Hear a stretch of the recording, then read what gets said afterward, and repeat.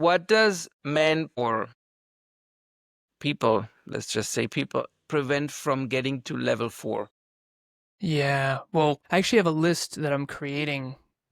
Uh, I've been writing these down just in my notes. Alan's top reasons why people aren't more successful and fulfilled. It's just a bunch of different things, and I can The top hammer off 3. some. Yeah, you want me to just pick three? Pick 3. That's only the 3 most important reasons. Because it's in life, there's always the Pareto rule, the 80-20. Yeah, agreed. I love Pareto. Wilfredo Pareto, my man. So I'll read a couple that one of them is unclear goals. The other one is low work ethic. I actually think a lot of people are actually quite lazy, and I'm not trying to be mean.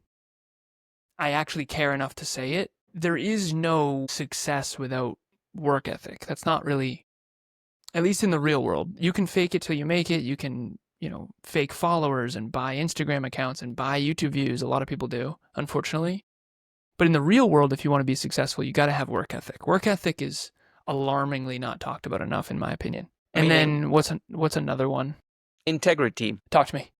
When you say work ethics, do you mean integrity, or do you mean Work ethic meaning it's this? a standard of your ability to consistently show up and execute. So for example, it's 7:32 p.m. for me. I think it's 7 a.m. for you. Correct. 7:30 a.m. I've had a long day. I think this is my 10th thing today. And I was excited to be here. I'm honored to be here, but there's a part of me that doesn't want to, wanted to call it early. It's almost 8 o'clock at night for me, right? So work ethic is you show up even when you don't feel like it. That's the professional thing to do. And I was a little late. I just had a coaching session before this, so thank you for grace. And you were about to dip. But that's one of the biggest ones I would say is people that don't have any goals, or they have unclear goals, or they have conflicting goals. That would be number one. Yeah. And number two would be they're just lazy. I think a Mm-hmm. lot of people have gotten a lot lazier in the last several decades. And then the other one would be, and this one's not going to be fun for people, but low IQ. Low IQ is also on the list. Low EQ is on here too. I just want to make sure people know that both matter. Okay, that was a controversial stance, I guess, and I like that. Let's go deeper. Let's go deeper on controversial opinions regarding entrepreneurship, and I'm referring specifically to men because my target audience are men, because I think men need more encouragement. But what is your most controversial stance on that topic? The IQ thing?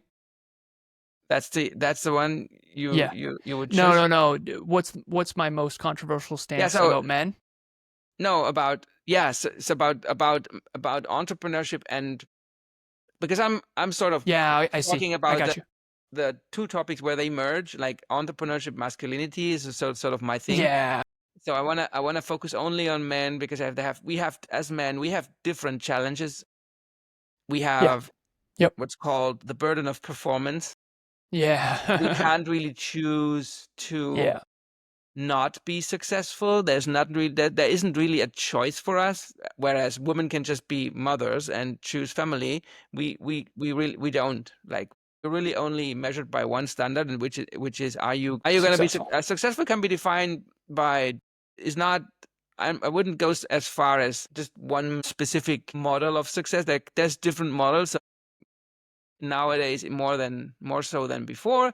But at the end of the day, it boils down to how much money you make, how fit are you, and yeah, are you a provider? Can you inspire people, whatever. So Yeah. on that topic, what is your most controversial opinion? That we are so afraid to be toxic masculine that we end up feminine. Yeah. And I am all for EQ. I'm a male with a therapist. Her name's Carol. I'm all for feelings and therapy and working on yourself and healing your trauma. And obviously, I had a lot of trauma to heal with the childhood that I shared. But at the end of the day, you do have to suck it the fuck up and put in the work. And I do think that there's an optimal stopping problem. There's you can be too hardcore and you can also be too soft. You can be too emotional or you can be not emotional enough. Everything's a spectrum. And I just think we've overswung the pendulum pretty hard. And I understand why. I do. I understand why. And I fell for that too. When I was in my spiritual phase, there's 4 parts of our nature. There's physical, mental, emotional, and spiritual. And I went through a very spiritual phase after my car accident. I was fulfilled, but I wasn't successful. And I think that what we need to realize is we all have to live in sort of 2 worlds. You have to live in the real world and the social world. And the economy is built on the social world. And that's like status and significance and success and what car you drive and what home you're in and that kind of thing. I always say the social world is the wedding photos. The real world is the marriage. You have to work on the marriage more than the wedding photos, but they both better look good. And so for a man, that statistically you can research this, the number 1 form of shame for women is body image, statistically speaking. The number 1 form of shame for men is failure and lack of financial success. And I've been on both ends. I've been a global top 1% earner, global, not the US. The US is like 450 a year. But I was 180, and globally that was top 1% in US dollars converted. But so I went from really successful to broke. And trust me, the amount of respect that you get from others is drastically different. And so, yeah, you got to be fit and you got to be financially sound and you got to be an achiever and you got to be able to be competent and capable. But you also can't only be those things. You also have to be warm and humble and courageous and vulnerable. And the truth is, it's righty and lefty, right? We all have to be ambidextrous in the 21st century. If you want a great marriage, you're going to not only have to provide, but you're also going to have to be vulnerable too. And it's very difficult to be a holistic, well-rounded man in the 21st century when there's all these conflicting fucking ideologies of what you are or are not supposed to be. So what I boil it down to is, what's your essence? I always show this on, if you're on camera, you can see this Dragonite rock. And I always say, you got to find your essence and uncover who you are and then grow from there. And I think self-improvement, a lot of times it's, oh, well, I don't like this about myself, so I'm going to change it. I think enlightened self-improvement is this: I'm going to accept who I actually am. So it's self-awareness first, self-acceptance second, and then self-improvement third. Like, I tried for a while to be more compassionate or whatever. It's not who I am. I'm not compassionate, but that's not my, like, I said this on a meetup earlier. I did a virtual meetup as a training. I said, listen, and I opened up with a disclaimer slide. I said, I will trigger you. If I will probably offend you, I am not here to be your friend. You consented to be here. This is free. You don't have to be here. You can leave. I'm here to help you reach your potential. And in order to do that, I have to share some truths you're not going to like. And if you don't want to reach your potential, leave now. If you have mental health challenges, I'm not a therapist.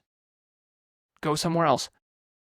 This is Navy SEAL fucking training, and I'm saying it up front. Okay? And that gave me permission to be myself. I can be a teddy bear behind the scenes when I'm struggling and emotional, but that's not my natural state. And I used to be too much of a coward to lean into who I really am, which is the person that you're talking to right now. And so that's my most controversial topic, is that honestly, there are some men that are incapable of being vulnerable because they always want to appear strong, and that can be toxic. But there are also some men that are soft as puppy shit who desperately need to lift up their shoulders and, do some work. Yeah, I agree. There's a spectrum, and you can have a backbone and at the same time be kind. There's also the definitions, they sort of overlap sometimes.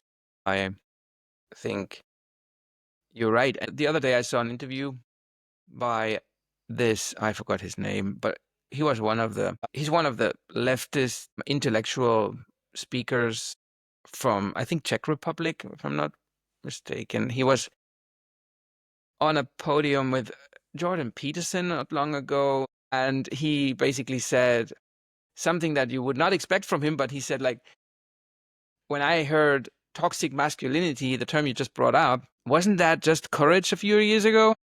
Yeah, it is interesting. And I think syntax matters. This will be powerful. So you mentioned you can have a backbone and be kind. Make sure it's in that order. Yeah, I agree. Everything's syntax. You got to be strong and warm. But make sure the syntax is right for your own life. And what I would say about all this shit is think for yourself. Like, I'm not about, well, this person says this and this person says this, and so I'm going to do that. Listen, take it all in and design your own thinking, design your own life, design your own future, because you're the one who has to.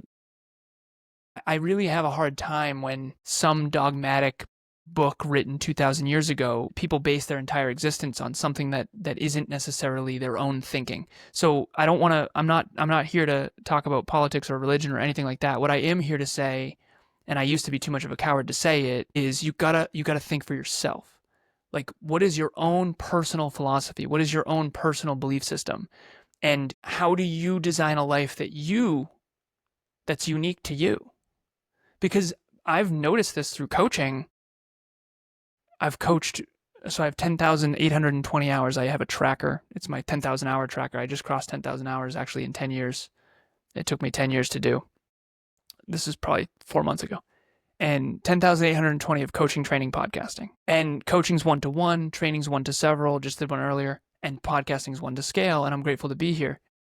But when you coach, train, and podcast for that many reps, that long, with that many people from that many countries, that many cultures, you realize the common patterns. And what I've come to understand is that the way I've designed my life would not suit most people.